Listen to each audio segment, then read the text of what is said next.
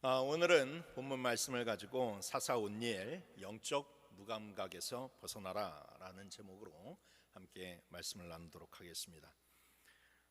세상에 있는 여러 희귀병 가운데 선천성 무통각증이라고 하는 희귀병이 있습니다.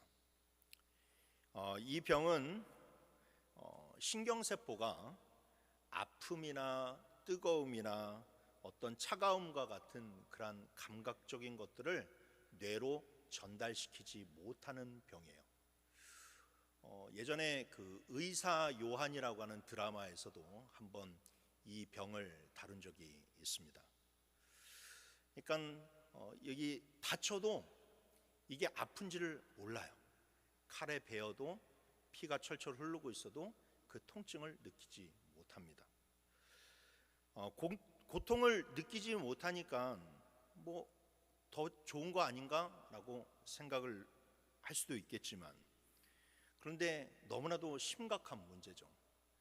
만약에 아이가 이 질병을 가지고 있으면 자기가 어디에서 다쳐가지고 막 아프고 그 다음에 막 고열이 나서 지금 아파야만 되는데 그것을 느끼지를 못하니까 그 치료를 받아야 할 골든타임을 놓쳐버리게 되는 것입니다. 그럼 몸이 위험 신호를 보내고 있어도 그것을 감지하지 못하기 때문에 너무나도 심각한 질병이라고 할 수 있죠.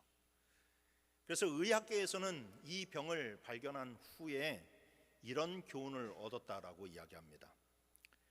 통증은 생명을 보존하기 위해서 신이 주신 가장 강력한 방어 장치이자 축복이다라는 거예요.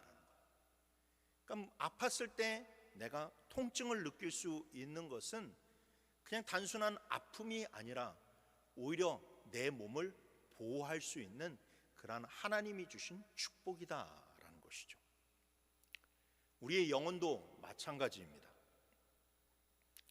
만약에 죄를 짓고도 내 마음 가운데 양심의 가책을 느끼지 못한다면, 그리고 지금 내 삶이 여러 가지 문제에 휩싸여서 막 무너지고 있는데 그 상황 가운데서도 하나님 앞에 나와서 하나님의 이름을 부르짖지 못한다면, 여러분, 그것이 바로 영적인 무통각증이고 그것이야말로 우리 영혼에 있어서 너무나도 심각한 질병이다라고 말할 수 있다라는 거예요. 오늘부터 우리는 사사시대를 중심으로 하나님을 만난 사람들 네 번째 시즌을 시작하려고 합니다. 사사시대는 여호수아와 갈렙과 같은 그런 요단강을 넘어온 믿음의 1세대들이 다 세상을 떠난 뒤에 그 다음 세대들이 살아가는 시대적인 배경을 삼고 있습니다. 그런데 이 가나안에 정착한 다음 세대들은 하나님께서 분명히 가나안 땅에 들어가면 가나안 족속을 완전히 그 땅 가운데서 쫓아내라 라고 명령하셨지만 그 명령을 너무나도 가볍게 여기고 가나안 백성들과 함께 동화되어서 살아가게 됩니다. 가나안 백성들이 농사법을 배우고 또한 가나안 사람들을 종으로 부리면서 그렇게 풍요롭게 살아가는 것이 그들에게 있어서는 훨씬 더 현실적이고 지혜로운 선택이라고 생각했다라는 거예요. 하지만 그 가나안 사람들과의 타협이 결국 이스라엘 백성들의 영적인 감각들을 서서히 마비시켜 나가게 되었고, 급기야는 그들이 하나님을 떠났음에도 불구하고 그것이 문제인지를 인지하지 못하는 상황까지 이르게 되었다라는 겁니다. 그래서 오늘 7절 말씀에 보면 이런 말씀이 있죠. 이스라엘 자손이 여호와의 목전에 악을 행하여 자기들의 하나님 여호와를 잊어버리고 바알들과 아세라들을 섬긴지라 라고 이야기합니다. 하나님을 잊어버렸다라고 이야기합니다. 그들이 세상과 타협하고 가나안 사람들과 타협한 그 결과는 뭐 물질적으로 가난해지고 사업이 망하는 그러한 상실이 아니었어요. 그들이 가나안 사람들과 섞여 살면서 잃게 된 가장 큰 상실은 무엇이었느냐? 자기를 사랑하고 자기들을 구원하여 주신 그 하나님의 얼굴을 잊어버리게 된 것, 하나님을 기억하지 못하게 된 것, 그것이 그들에게 닥친 심각한 비극이었다라는 겁니다. 성도 여러분, 오늘날 우리의 모습은 어떻습니까? 혹시 우리도 세상의 가치관이나 세상의 삶의 방식이나 세상 사람들과 타협하는 그런 삶에 너무나도 익숙해진 나머지 내 영혼이 죽어가는 것을 전혀 느끼지 못하고 있지는 않습니까? 내 삶 가운데 너무나도 많은 문제들이 산적해 있는데 기도하는 법을 잊어버리고 예배에 더 가까이 나오기보다는 주님으로부터 더 멀어지는 그런 길을 선택하고 있지는 않습니까? 이것이 바로 우리의 영적 감각이 마비된 것이라고 할 수 있습니다. 그래서 우리는 우리의 삶을 변화시키기 위해서는 반드시 이 치명적인 영적 무통각증에서 벗어날 수 있어야만 됩니다. 그렇다면 이 영적인 마비에서 우리는 어떻게 깨어날 수 있을까요? 오늘 본문은 그에 대한 세 가지 답을 제시해 주고 있습니다. 오늘 말씀을 통해서 우리의 영혼이 깨어나기를 원하고 또한 우리 그런 주저앉은 심령들이 다시금 일어나는 은혜가 있기를 주님의 이름으로 축원합니다. 첫 번째로 본문이 주는 교훈은 부르짖음으로 우리의 영적인 무감각함을 깨우라라고 이야기하고 있습니다. 이스라엘 백성들은 가나안에 정착하게 되자 하나님의 명령을 어기고 가나안 사람들과 적당히 타협하면서 섞여 살았습니다. 그들은 그것이 지혜라고 여겼지만 그러나 그것은 지혜가 아니라 영이 죽게 만드는 심각한 일이었다라는 것이죠. 그래서 그들이 그렇게 세상과 타협해서 점점 영적으로 죽어가게 되자 하나님은 영적으로 잠들어진 이스라엘 백성들을 깨우시기 위해 그들을 구산 리사다임의 손에 넘기셨어요. 구산 리사다임, 이 이름의 뜻은 두 배나 악한 자입니다. 두 배나 악한 자. 조금 더 타협해서 편하게 살아보려고 했더니 오히려 두 배나 지독한 세상의 그런 폭력 앞에서 무려 8년이라는 시간 동안 노예로 짓밟힌 삶을 이스라엘은 살아갈 수밖에 없게 되었다라는 겁니다. 그런데 여러분, 여기에서 우리가 주목해야 할 부분이 있습니다. 바로 그들이 8년 동안 침묵했다라는 거예요. 8년 동안 고통이 다가왔을 때, 정말로 구산 리사다임이 쳐들어왔을 때, 나라가 짓밟혔을 때 1년이 지나도 그들은 하나님을 찾지 않았습니다. 3년이 지나도 그들은 기도하지 않았습니다. 5년이 지나도 여전히 그들은 바알과 아세라상을 붙잡고 있었어요. 7년이 지나도 그들은 여전히 하나님을 찾지 않았습니다. 여러분, 이것은 보통 고난이 아닙니다. 고대 시대에 정말로 이 칼을 붙잡고 나라를 쳐들어오고 나라를 짓밟고 가는 것은요, 오늘날 우리가 당하는 이런 경제적인 위기, 세계의 그런 변동, 이런 것과는 차원이 다른 그런 고통이었어요. 그럼에도 불구하고 이스라엘 백성들이 무려 7년이라는 기간 동안 하나님을 찾지 못하고 있었다라는 거예요. 기도를 잃어버리고 있었다라는 겁니다. 여러분, 이것이 바로 영적인 무통각증의 그런 전형적인 모습이었다라는 것이죠. 그런데 그렇게 7년이 지나고 마침내 8년이 되는 때에 이스라엘 백성들 안에서 중요한 변화가 시작되었습니다. 오늘 9절 말씀에 보게 되면 이스라엘 자손이 여호와께 부르짖음에 여호와께서 이스라엘 자손을 위하여 한 구원자를 세워 그들을 구원하게 하시니 그는 곧 갈렙의 아우 그나스의 아들 온니엘이라 라고 이야기합니다. 그렇습니다. 마침내 그들의 입이 열리고 여호와께 부르짖기 시작했어요. 여기에서 부르짖었다라고 하는 말에 우리는 주목해야만 됩니다. 이 부르짖었다라고 하는 히브리어는 성전에서 우리가 뭐 옷을 잘 입고 와서 옷깃을 여미고 그 다음에 고상한 그런 말투로 주여 주여라고 하는 그런 우아한 기도 소리를 이야기하지 않습니다. 이것은 도저히 견딜 수 없어서 모든 것을 토해내고 살려달라고 하는 비명과 같은 그런 외침의 기도를 이야기하는 거예요. 오늘 본문의 이스라엘의 부르짖음은 자신들이 무슨 죄를 완벽하게 깨닫고 그 앞에 하나님 앞에 나와서 회개한 그런 유의 기도가 아니었습니다. 염치도 없고 자격도 없고 자기의 그런 지나온 시간들을 되돌이켜보면 너무나도 부끄럽지만, 그러나 이러다가는 진짜 죽겠다 싶어서 하나님 앞에 나와서 살려달라고 비명을 지르며 부르짖는 기도였다라는 거예요. 그러자 그때 놀라운 일이 벌어지게 됩니다. 이스라엘 백성들이 부르짖었더니 하나님께서 그 볼품없고 이기적인 그 부르짖음의 기도를 외면하지 않으셨다라는 거예요. 그 부르짖음의 기도를 들으시고 그들의 기도에 응답해 주셨어요. 우리 같았으면 야, 너 그 지난 시간 동안 도대체 어디에서 무엇을 하다가 이제 와서 그렇게 기도하냐? 너는 염치도 없냐? 라고 그렇게 책망하겠건만, 그러나 하나님은 단 한 줄의 책망도 없이 기다리셨다는 듯이 바로 즉각적으로 온니엘이라고 하는 구원자를 세워서 그들을 건져내셨다라는 겁니다. 여러분, 우리는 이 장면을 절대 놓쳐서는 안 됩니다. 어떤 이들은 어려움 가운데서도 주님 앞에 나와서 기도하기를 주저합니다. 저는 평소에 세상 사람들과 똑같이 살았는데 내가 도대체 무슨 염치로 기도하겠습니까?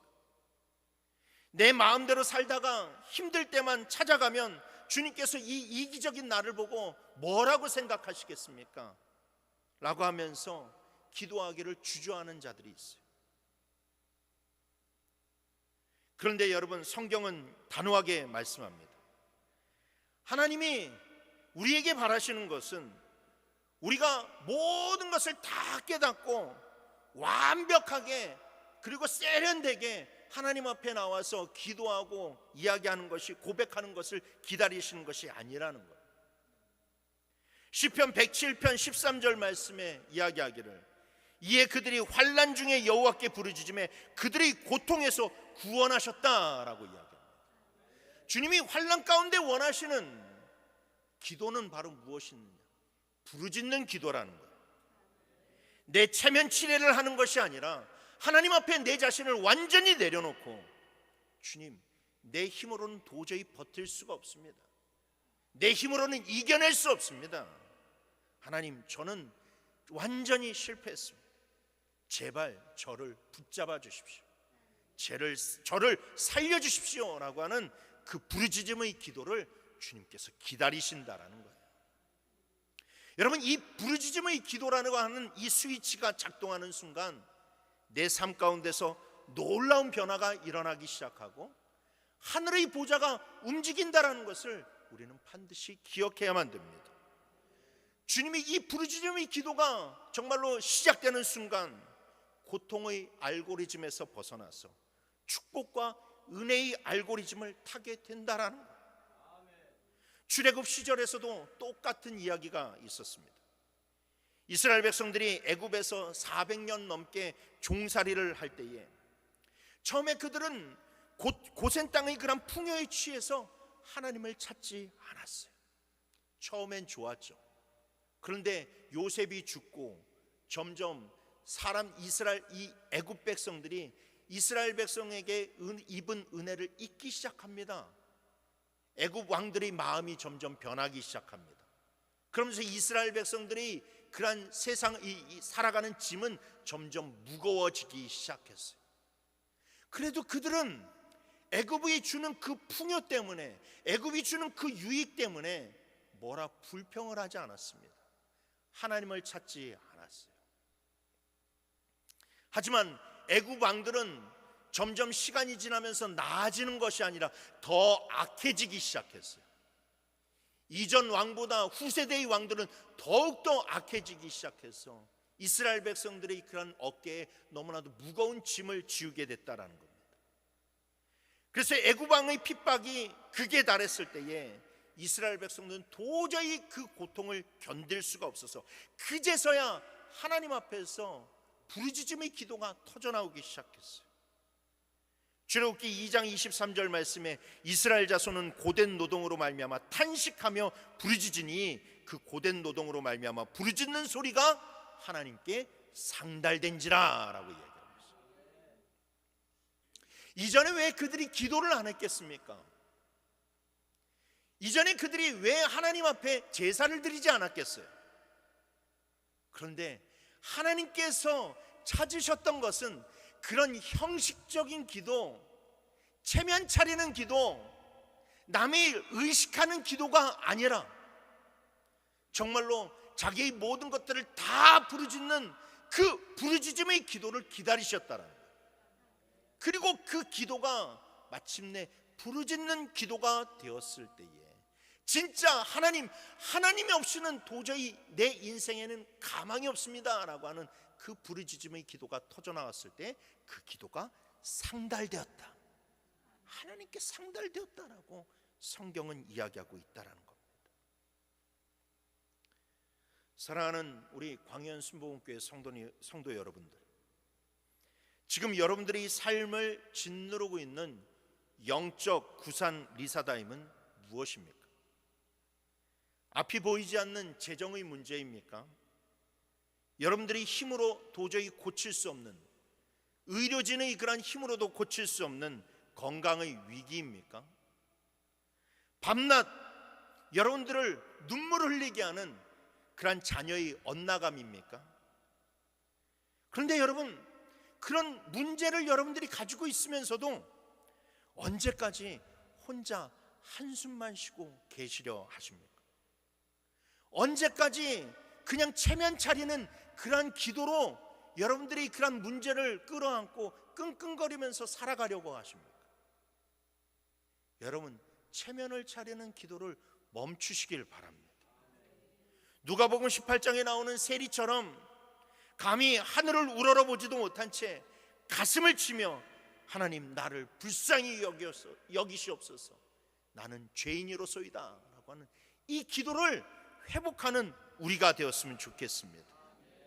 예레미야서 33장 3절에서는 이렇게 약속합니다. 우리 다 같이 한번 읽어보도록 하겠습니다. 시작. 너는 내게 부르짖으라. 내가 내게 응답하겠고 내가 알지 못하는 크고 은밀한 일을 내게 보이리라. 아멘. 여러분, 부르짖는 기도가 있으면 하나님은 어김없이 응답해 주신다라고 약속하셨어요. 우리의 기도가 응답을 받지 못하는 것은, 우리의 삶 가운데 하나님의 손이 나타나지 못하는 것은 어찌 보면 우리의 신앙 가운데 이 부르짖는 기도가 말라버렸기 때문입니다. 여러분, 바닥에서 터져나오는 그 진실한 부르짖음이 하나님의 보좌를 움직이고 여러분들이 무너진 삶 한가운데 구원자 예수 그리스도의 능력을 끌어당기는 첫걸음이 될 줄 믿으시길 바랍니다. 그러니 여러분, 늘 부르짖는 기도로 항상 승리하고 우리의 잠자는 영혼들을 깨어나가시기를 주님의 이름으로 축원합니다. 두 번째로 오늘 본문은 성령의 능력으로 문제를 넘어서라라고 이야기하고 있습니다. 이스라엘의 처절한 부르짖음을 들으신 하나님은 단 한 번의 책망도 없이 즉각적으로 한 구원자를 세워주시는데, 그 사람이 바로 이스라엘의 첫 번째 사사인 온니엘이라고 하는 사람이에요. 그런데 여러분, 우리가 오해하지 말아야 할 것이 한 가지가 있는데, 이 3장에서 등장하는 온니엘은 갑툭튀 인물이 아니었어요. 혹시 갑툭튀 아십니까? 우리 연세 드신 권사님들 갑툭튀 아세요? 갑툭튀? 갑자기 툭 튀어나왔다. 갑자기 툭 튀어나왔다. 그러니까 이 온니엘은 갑자기 어디에서 툭 하고 튀어나온 사람이 아니었다라는 거예요. 막 이스라엘 백성들이 부르짖으니까 어디 멀리 있는 온니엘이라고 하는 사람을 딱 데리고 와서 하나님이 이스라엘 백성들을 구원해 주신 것이 아니라는 겁니다. 온니엘은 사사로 세움을 받기 이전에 이미 사사기 1장에서 먼저 등장하게 됩니다. 당시는 믿음의 용사였던 갈렙이 한창 정복 전쟁을 하고 있었던 때였어요. 그런데 이 갈렙도 한 성읍을 정복하는 데 있어서 좀 버거워했습니다. 그 성읍의 이름이 바로 기럇 세벨이라고 하는 성읍이에요. 이 성읍을 정복하기가 굉장히 어려웠던 이유는 그 성읍이 바로 아낙 자손이 사는 성읍이기 때문에 그렇습니다. 아낙 자손이 어떤 사람들인가요? 거인 족속입니다. 그래서 골리앗, 그 유명한 골리앗도 바로 이 아낙 자손의 후예였죠.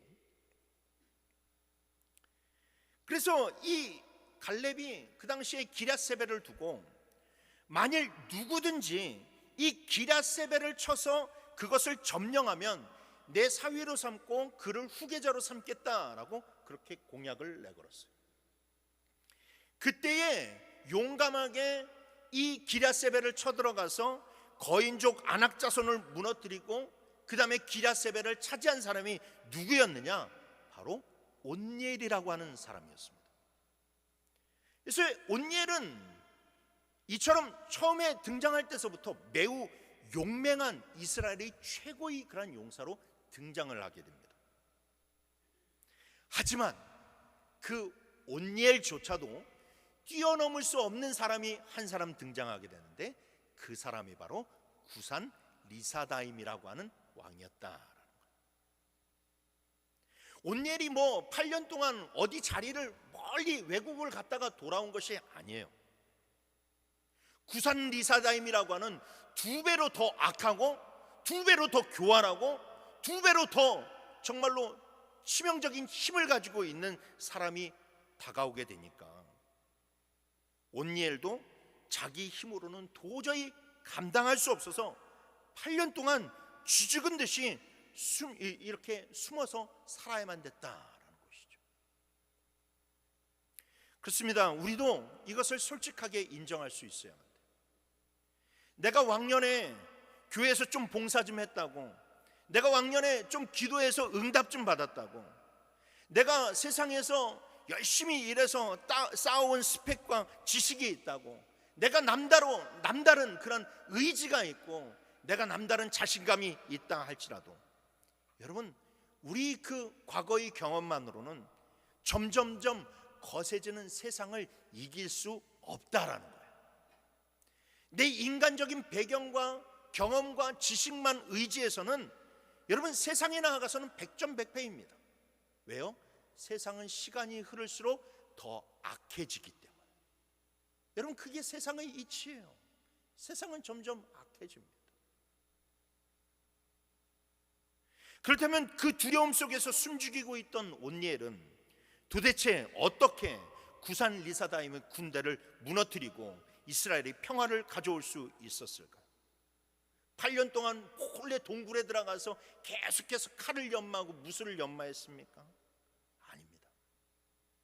오늘 본문 10절은 그 온니엘이 승리를 거둔 위대한 비결을 이렇게 이야기해 주고 있어요.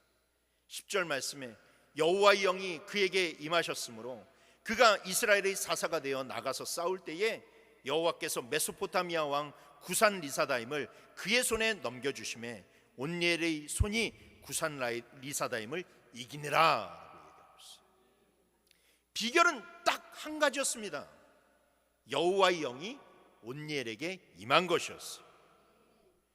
여러분, 유대 광야를 가보면요, 유대 광야는 황폐합니다. 황토색으로 메말라 있어요. 특별히 건기철이 되면 비 한 방울 내리지 않기 때문에 얼마나 그 광야가 메마른지 모릅니다. 그런데 우기철에 접어들게 되면서 하늘에서 비가 하루만 내리면요, 그 다음날 그 황토색이었던 그 광야 땅이 초록색으로 변하게 됩니다. 단 하루만. 마찬가지로 여러분, 메말라 있던 그런 온니엘의 그런 10년 가운데 성령이 비오듯이 부어지기 시작하자 그의 심령이 완전히 변화되게 되었다라는 거예요. 성령이 임하자 그는 더 이상 무기력하고 움츠러들었던 사람이 아니었습니다. 성령에 완전히 붙들린 전혀 다른 사람이 되어서 폭발적인 능력을 발휘하기 시작했다라는 것이죠. 그의 싸움 실력이 갑자기 좋아진 것이 아니라 성령이 역사하시자 그 2배나 악했던 구산 리사다임이 힘을 잃고 엎드러지게 되었다라는 겁니다. 이처럼 여러분, 성령의 임재는 우리 삶 가운데 완전한 변화를 일으켜내는 그런 원동력이라는 것을 믿으시길 바랍니다. 우리는 이 이야기를 베드로를 통해서도 알 수 있어요. 베드로는 원래 혈기가 넘치고 자신감이 넘치는 사람이었습니다. 자기 열심이 얼마나 대단했는지 예수님을 잡으러 온 군인들이 있었을 때에 다른 제자들은 막 도망가기 바빴지만 베드로는 칼을 꺼내서 그 군인의 그런 귀를 자르는 그런 행동까지 보였어요. 겉으로 보면 정말로 용감해 보였습니다. 그러나 여러분, 그 대담한 기질과 혈기로 그가 세상을 이겼습니까? 예수님을 지켜냈습니까? 아닙니다. 칼을 휘두르면서 호언장담했던 그는 불과 몇 시간 뒤에 조그마한 여종이 당신 예수님이 제자죠? 라고 하는 그 알아보는 말 한마디에 벌벌 떨면서 예수님을 3번이나 저주하고 부인하는 그런 비참한 실패자의 인생으로 전락해버리고 말았어요. 여러분, 인간의 기질과 굳센 결심의 한계가 바로 딱 여기까지입니다. 내 의지로는 내 안에 있는 두려움 하나도 제대로 이기지 못하는 것이 인간의 실상이라는 것을 우리는 반드시 알아야만 돼요. 그래서 절대 내 의지나 내가 남들보다 더 담대함을 가지고 있다라는 이 인간적인 기질에 의지하거나 여러분 그런 것을 자랑하면서 살아서는 안 돼요.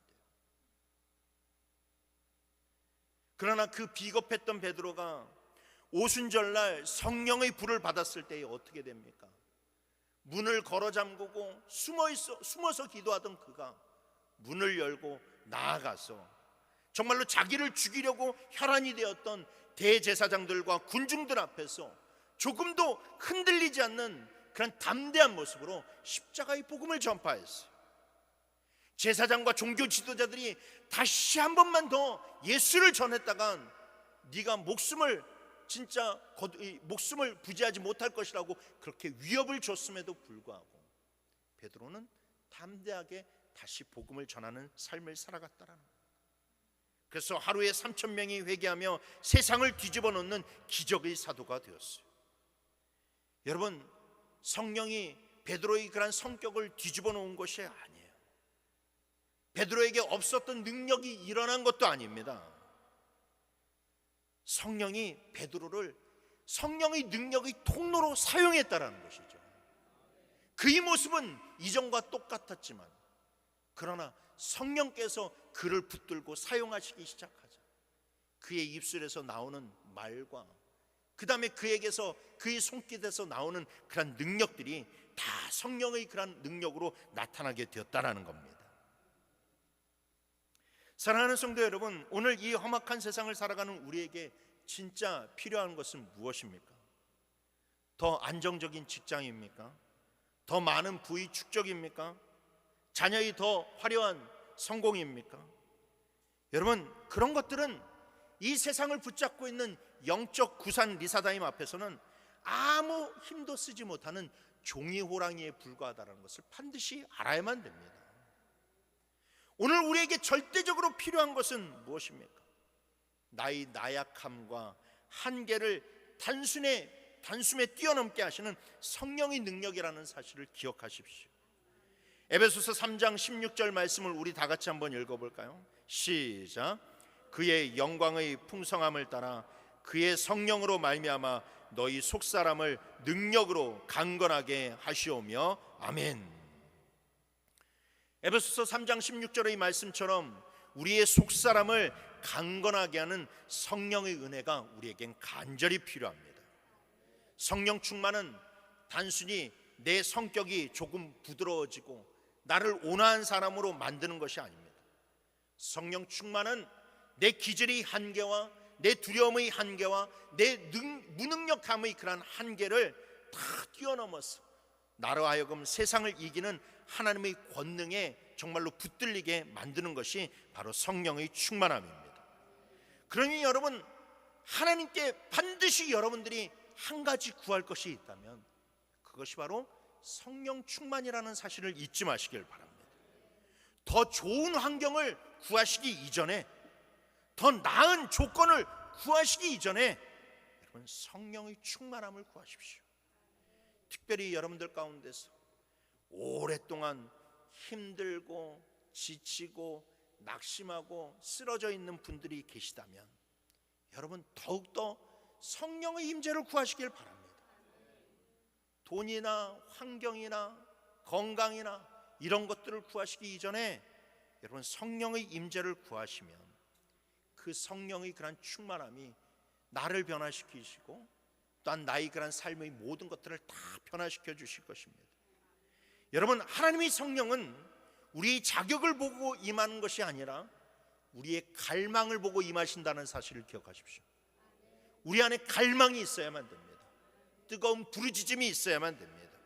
그러니 여러분, 우리가 정말로 성령 충만함을 입어서 원망과 불평과 한숨소리를 이겨내고 비전과 소망으로 일어서는 자들이 되기를 주님의 이름으로 축원합니다. 마지막 세 번째로, 보이지 않는 하나님의 손을 의지하면서 살아갈 때에 우리가 이 세상에서 승리할 수 있다라고 오늘 본문은 교훈해주고 있습니다. 오늘 본문의 구원 역사가 일어나는 과정을 잘 들여다보면 우리가 아무리 이 세상을 힘들다 할지라도, 아무리 악한 자가 있다 할지라도 우리가 이 세상을 어떻게 바라봐야 하는지에 대한 중요한 영적인 시각을 얻을 수가 있습니다. 먼저 8절 말씀을 보십시오. 여호와께서 이스라엘에게 진노하사 그들을 메소포타미아 왕 구산 리사다임의 손에 파셨으므로 이스라엘 자손이 구산 리사다임을 8년 동안 섬겼다라고 이야기합니다. 여러분, 이스라엘 백성들을 구산 리사다임에게 넘기신 분이 누구라고요? 하나님이시라는 거예요. 여호와 하나님.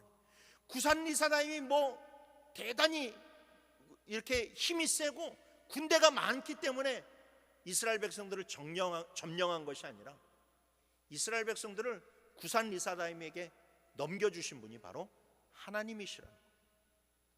그렇다면 여러분, 10절을 보십시오. 여호와의 영이 그에게 임하셨으므로 그가 이스라엘의 사사가 되어서 나가서 싸울 때에 여호와께서 메소포타미아 왕 구산 리사다임을 그의 손에 넘겨주심에 온니엘의 손이 구산 리사다임을 이기니라 라고 이야기합니다. 여기에서 보니까 또다시 구산 리사다임을 온니엘의 손에 넘겨주시는 분이 또 등장합니다. 누구입니까? 하나님이라는 거예요. 이스라엘을 구산 리사다임의 손에 넘겨주신 분도 하나님이시고 구산 리사다임을 온니엘의 손에 넘겨주신 분도 하나님이시라는 것이죠. 구산 리사다임이 자기가 힘이 세고 자기가 더 교환하니까 자기 마음대로 세상을 주무르고 자기 힘으로 이스라엘을 짓밟는 것 같았습니다.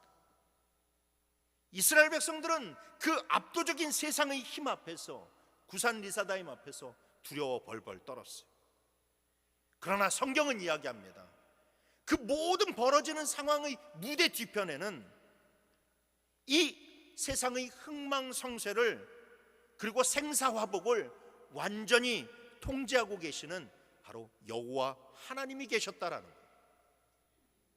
세상의 주권자들이 자기들의 그런 힘으로 그 주권을 쥐락펴락하고 있는 것이 아니라 온전한 세상의 주권은 하나님께 있는 것이고 그 하나님의 통치에 의해서 모든 사건들이 이루어지고 있었다라는 것이죠. 여러분, 세상의 이치로 보면요, 선한 방법으로 사는 사람들은 두 배나 악한 방법을 쓰는 자들을 도저히 이길 수가 없습니다. 여러분, 세상의 이치로는요, 선한 방법으로 살아가는 사람이 악한 방법을 쓰는 사람을 이길 방법이 없어요. 세상 사람들은 편법을 쓰고 속이고 자기가 가지고 있는 그 힘을 가지고 남을 괴롭히면서 살아갑니다. 남을 그냥 밟고 올라가는 것을 우습게 생각해요. 그런데 여러분, 크리스천들이 주일 성수하고 11조 드리고 속이지 않고 온화하게, 오히려 남에게 상처 주는 말 한마디를 하는 것도 그 마음 가운데 양심에 걸려서 살아가는데, 여러분, 이런 사람들이 세상 사람들 앞에서 살아갈 때, 그들과 경쟁할 때 이길 수 있습니까? 아니요, 이길 수 없어요. 아니, 칼 들고 싸우자고 하는데 그 앞에서 대화로 합시다, 이런 사람이 여러분 어떻게 이길 수가 있겠어요? 핵무기를 만들어서 싸우겠다고 하는데 핵무기 없이 대화로 합시다 라고 하는데 어떻게 이길 수가 있겠어요? 이길 수 없어요. 여러분, 그게 세상의 이치고 세상 사람들의 가치관이에요.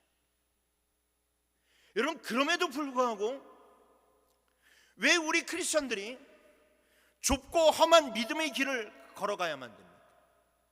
왜 저 완악한 사람들 앞에서도 나도 똑같이 완악한 방법으로 맞서려고 하지 않고, 왜 우리가 주님의 말씀대로 선한 방법을 택하면서 선한 마음, 선한 모습으로 우리가 왜 살아가야만 됩니까?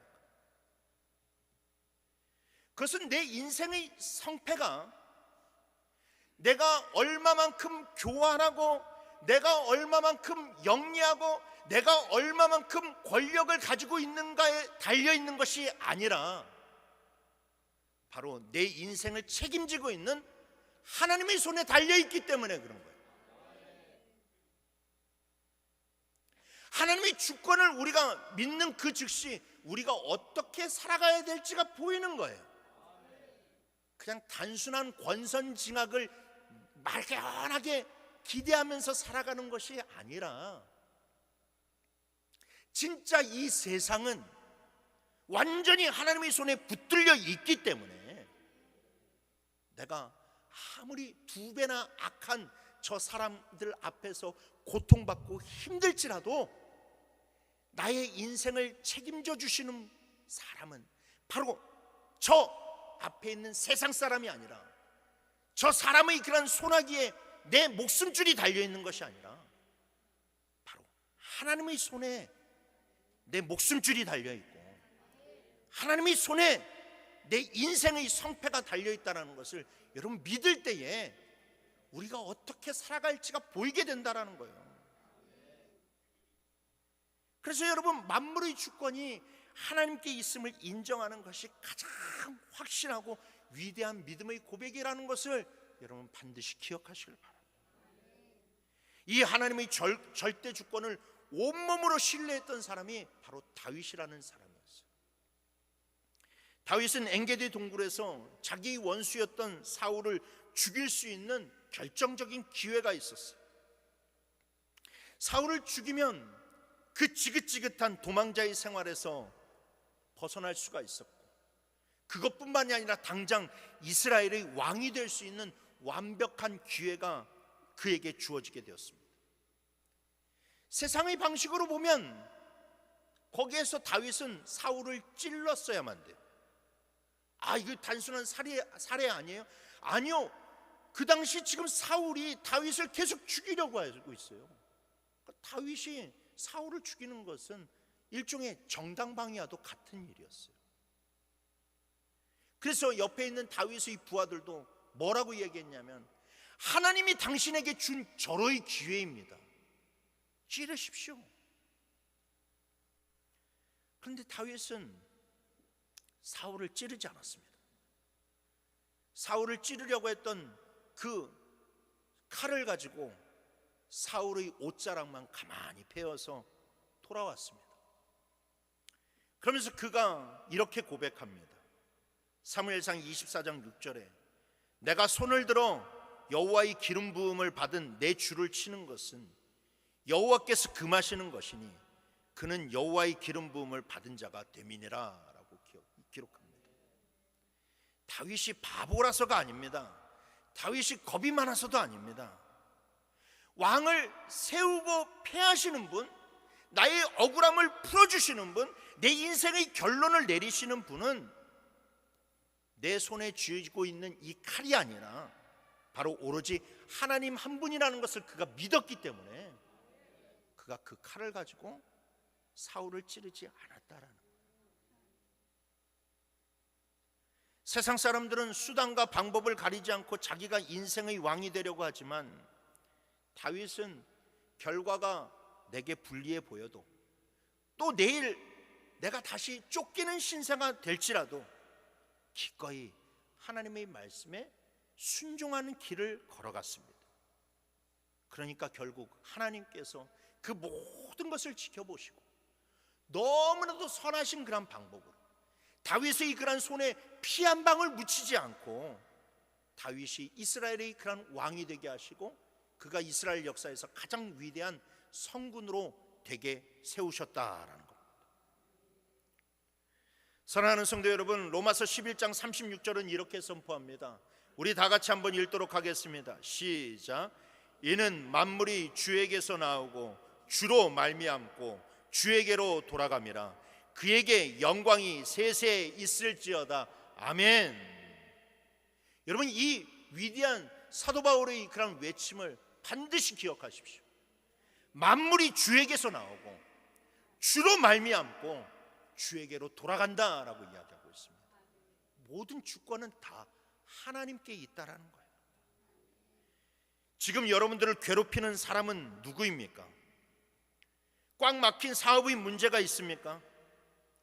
교활하게 나를 짓밟는 세상 사람들 앞에서 여러분들의 믿음은 흔들리고 있지 않습니까?